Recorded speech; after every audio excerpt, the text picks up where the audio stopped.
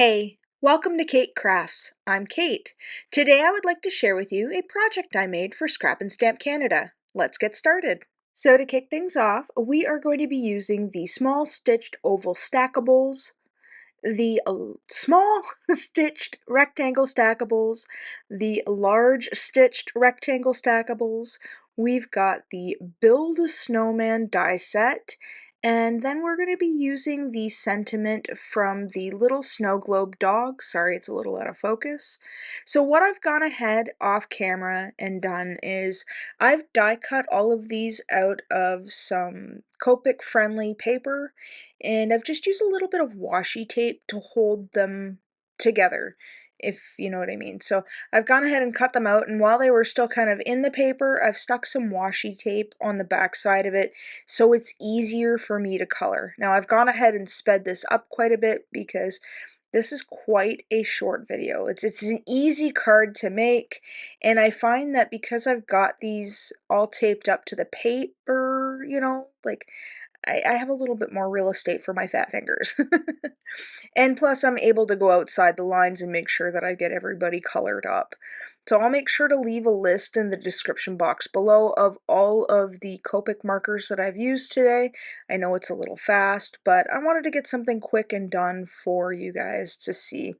Now, if you guys follow me on Instagram, there is a hop going on right now.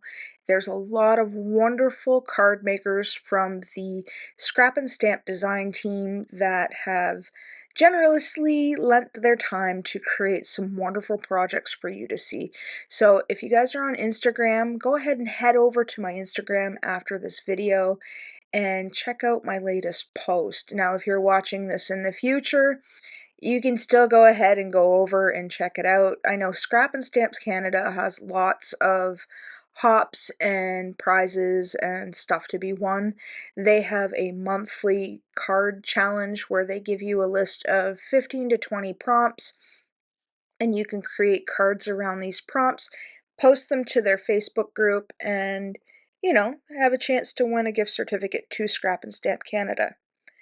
Now, I have been creating cards with Scrap and Stamp for a little while, but I actually started just posting in the group itself, and it's full of fun inspiration, I have to tell you.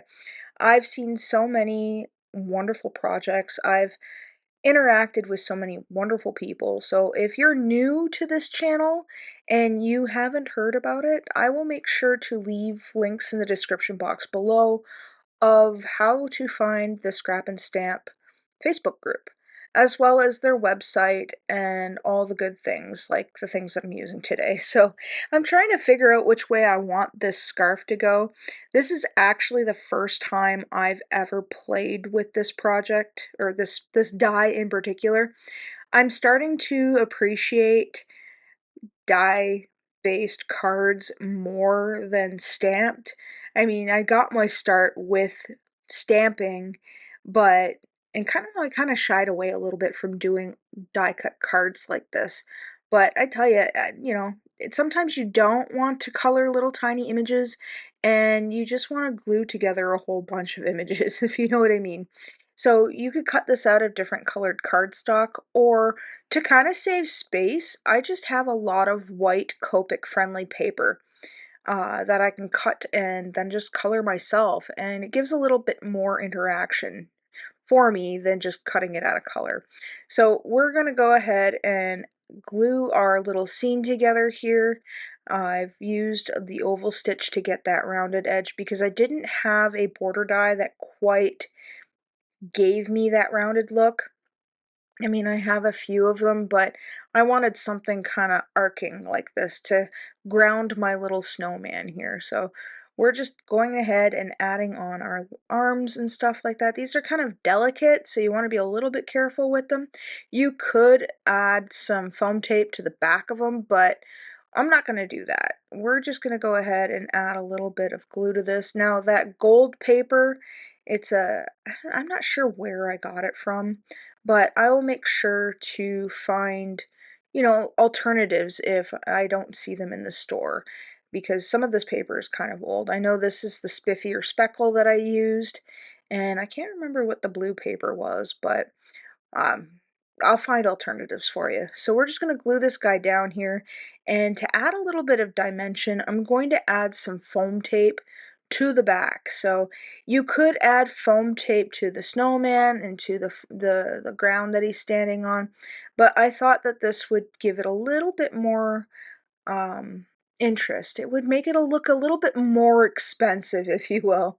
Just adding that little extra bit of dimension. It doesn't really serve much purpose other than to give a nice frame to this layered card, and I really do appreciate a good layered card. So as you know me, I like to double stick, so we're going to add a little bit of glue to add a little longevity to that sticky double-sided foam tape.